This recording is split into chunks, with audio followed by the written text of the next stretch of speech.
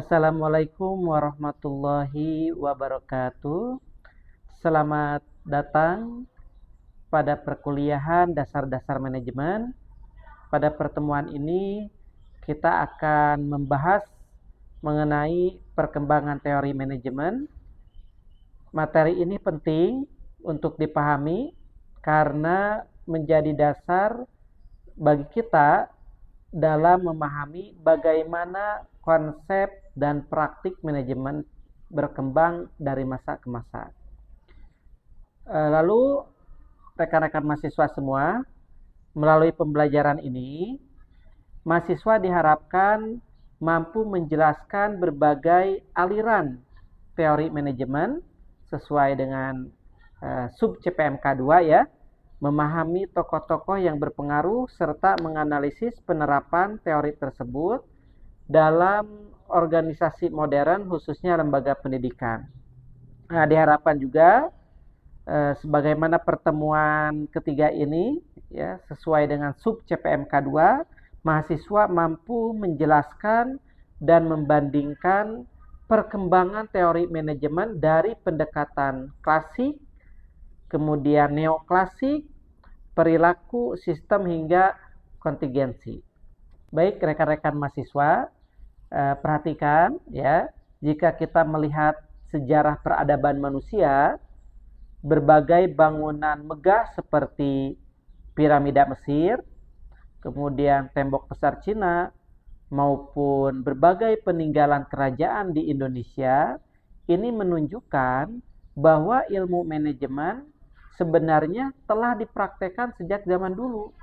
Ya, pembangunan proyek-proyek besar tersebut itu kan pasti tentunya memerlukan perencanaan, kemudian pengorganisasian, pengarahan, dan pengendalian yang baik. Nah, tentunya hal ini menunjukkan bahwa aktivitas manajemen itu ya telah ada jauh itu sebelum istilah manajemen dikenal secara formal. Ya.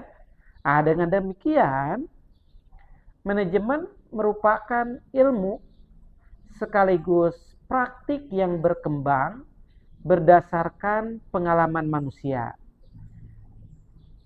Dalam apa? Ya tentunya dalam mengelola pekerjaan dan sumber daya secara efektif.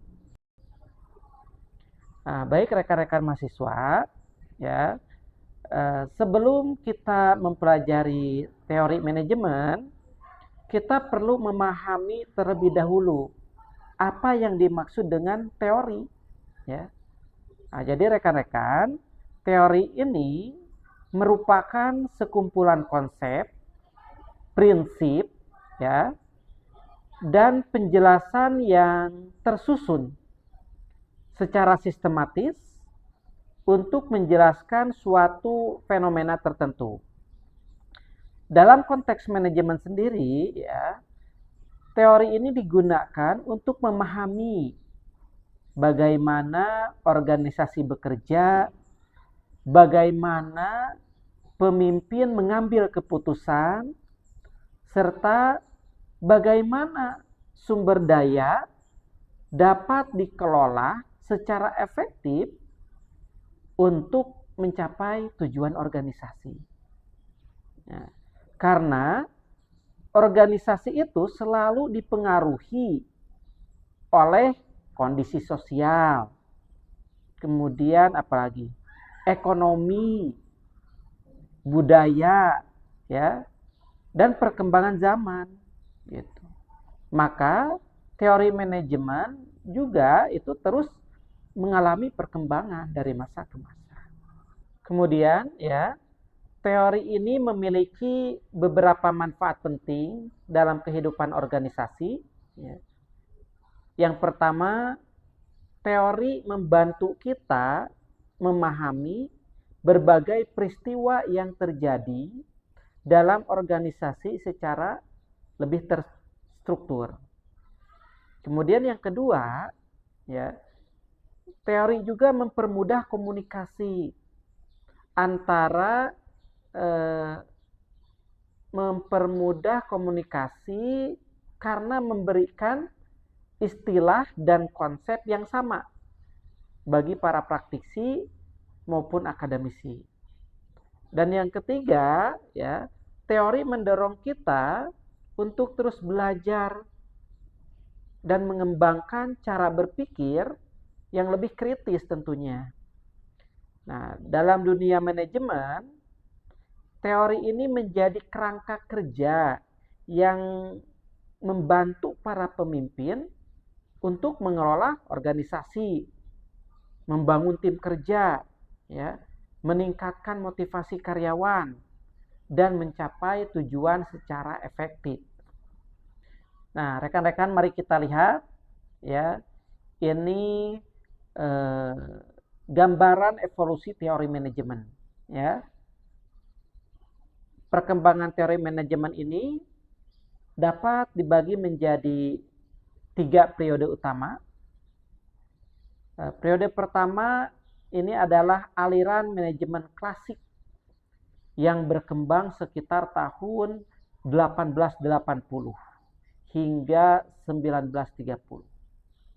Lalu periode kedua adalah aliran neoklasik, ya, atau human relation yang berkembang antara tahun 1920 hingga 1950.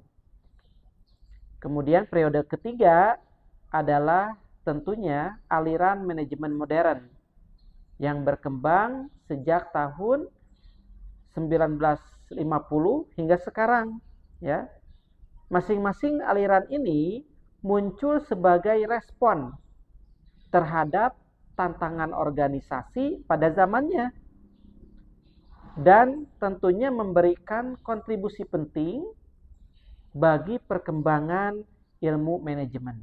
Lalu rekan-rekan mahasiswa, ya, aliran pertama yang akan kita bahas adalah scientific management atau biasa disebut manajemen ilmiah. Nah, aliran ini berfokus pada pencarian cara terbaik atau one best way, ya, untuk menyelesaikan suatu pekerjaan. Nah, tujuan utamanya adalah tentunya meningkatkan efisiensi kerja melalui metode yang ilmiah dan terukur. Tokoh utama dalam aliran ini adalah ini, ya, rekan-rekan semua. Siapa ini? Ada yang tahu gambarnya? Nah, ini Frederick Winslow Taylor. Kemudian Frank Gilbert. Juga Lillian Gilbert atau biasa disebut Gilbert bersaudara, ya. Nah, mereka ini percaya bahwa produktivitas itu dapat ditingkatkan melalui pengukuran kerja yang sistematis dan pengelolaan tenaga kerja yang lebih baik. Nah, kemudian Frederick Winslow Taylor ini dikenal sebagai Bapak Manajemen Ilmiah, ya. Jadi rekan-rekan jangan asing, ya, kalau ada Frederick Winslow Taylor, itulah Bapak Manajemen Ilmiah, ya. Nah, Taylor mengemukakan bahwa pekerjaan itu seharusnya dilakukan berdasarkan hasil penelitian dan pengamatan ilmiah, bukan hanya berdasarkan kebiasaan atau pengalaman semata, ya. Ia menekankan pentingnya memilih dan melatih pekerja itu secara ilmiah, mengembangkan metode kerja yang standar, serta membangun kerjasama antara manajemen dan pekerja. Nah, menurut Taylor, manajer ini bertanggung jawab merancang cara kerja yang paling efektif. Sedangkan pekerja bertanggung jawab melaksanakan pekerjaan tersebut sesuai standar yang telah ditetapkan. Lanjut rekan-rekan mahasiswa, ya. Taylor ini mengembangkan 4 prinsip dasar manajemen ilmiah, ya. Yang pertama, mengganti metode kerja tradisional dengan metode yang didasarkan pada penelitian ilmiah. Kemudian, memilih dan melatih pekerja secara sistematis.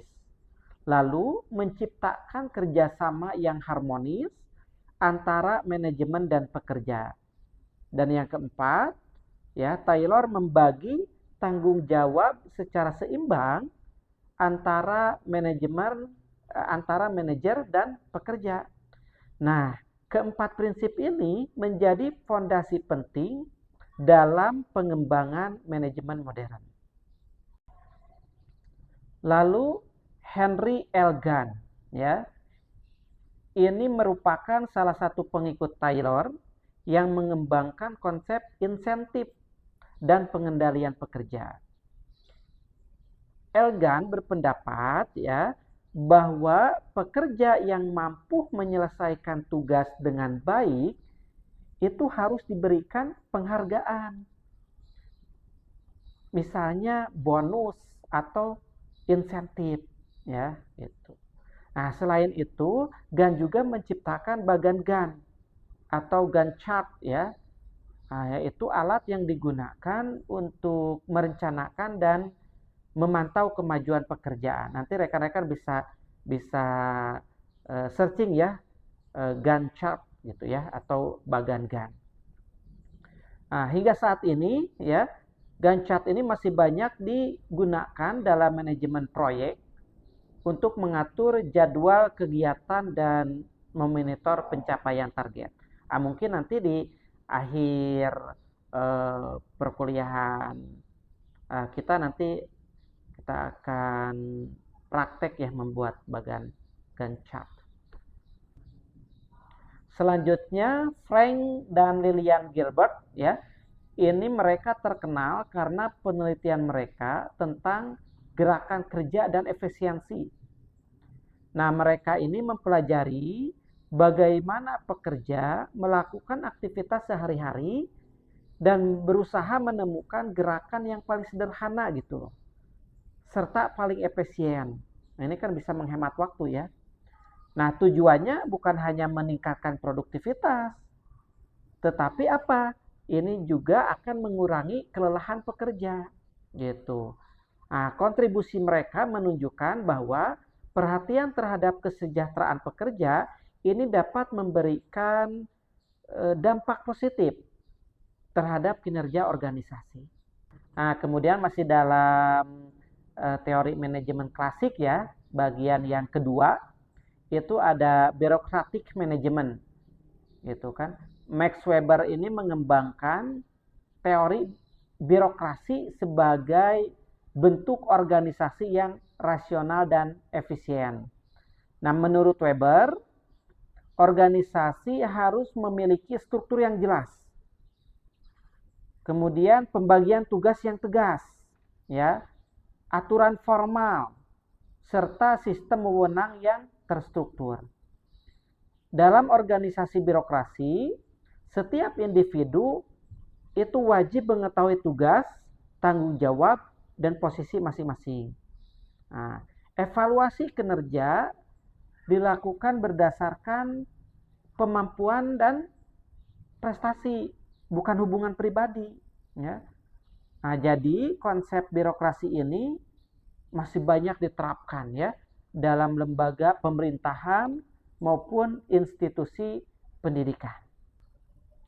Dan bagian yang ketiga dalam teori klasik itu adalah administrative management, ya. Tokohnya ini adalah Henry Fayol. Mungkin rekan-rekan sering mendengar, ya, tokoh manajemen Henry Fayol. Nah, ini merupakan tokoh yang mengembangkan teori manajemen administratif, berbeda dengan Taylor yang fokus pada tingkat operasional, ya, sedangkan Fayol ini lebih menekankan fungsi manajemen secara keseluruhan.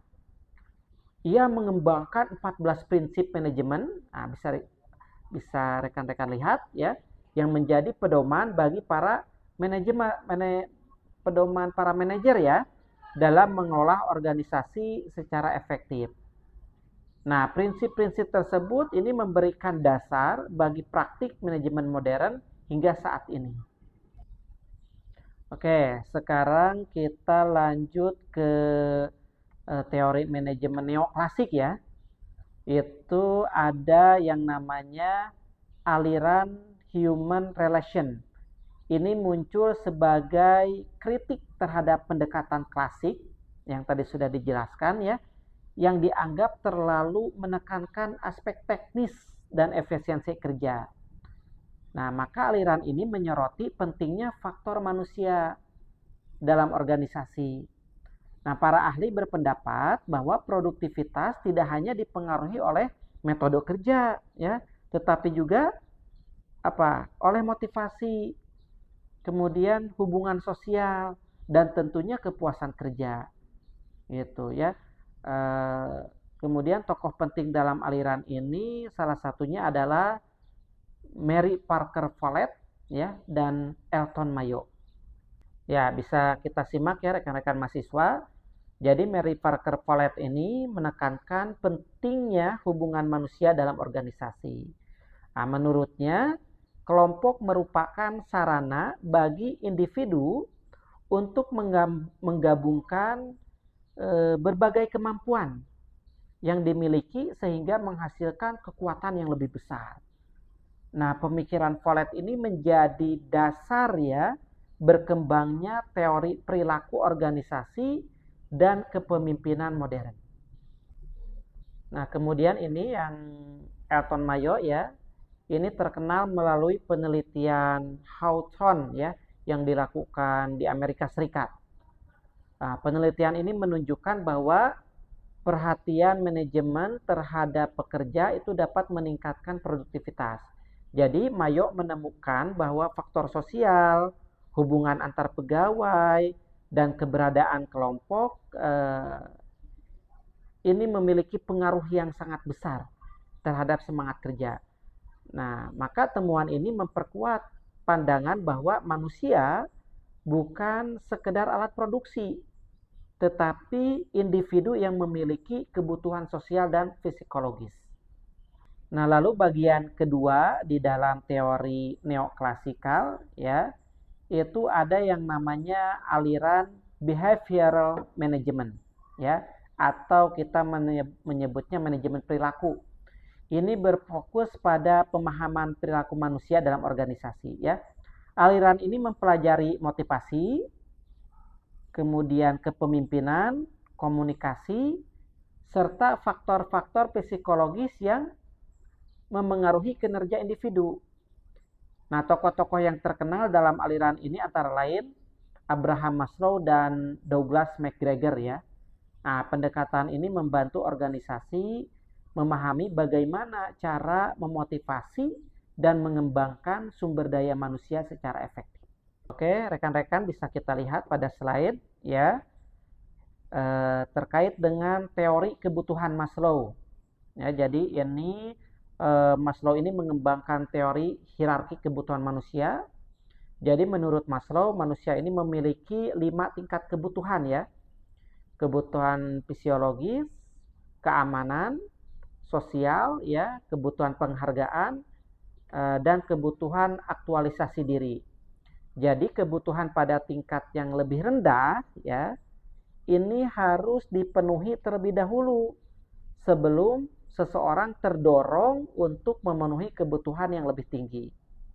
Nah, ini teori ini banyak digunakan ya dalam manajemen sumber daya manusia untuk meningkatkan motivasi kerja.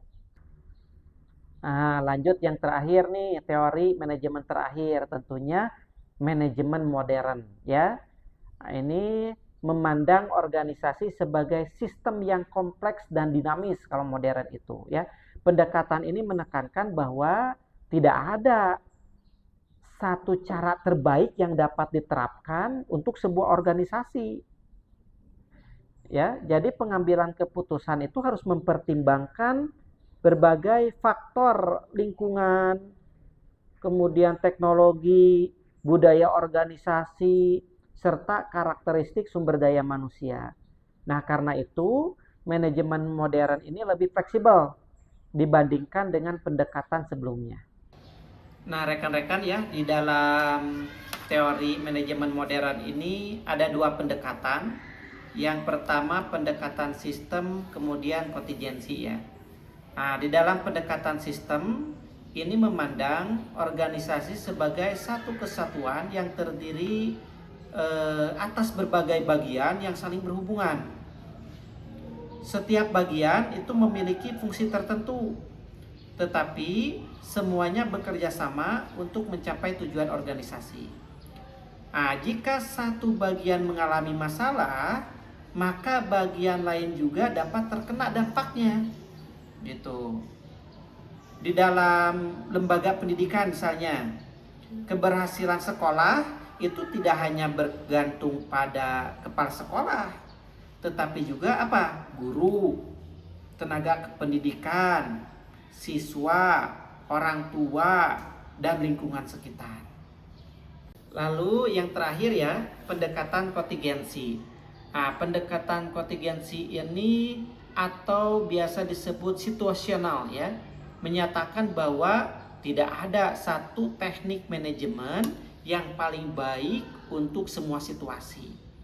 Jadi keberhasilan suatu teknik manajemen itu bergantung pada kondisi lingkungan, karakteristik organisasi, serta masalah yang dihadapi. Ya, jadi seorang manajer harus mampu menyesuaikan gaya kepemimpinan dan strategi pengelolaan sesuai dengan situasi yang ada.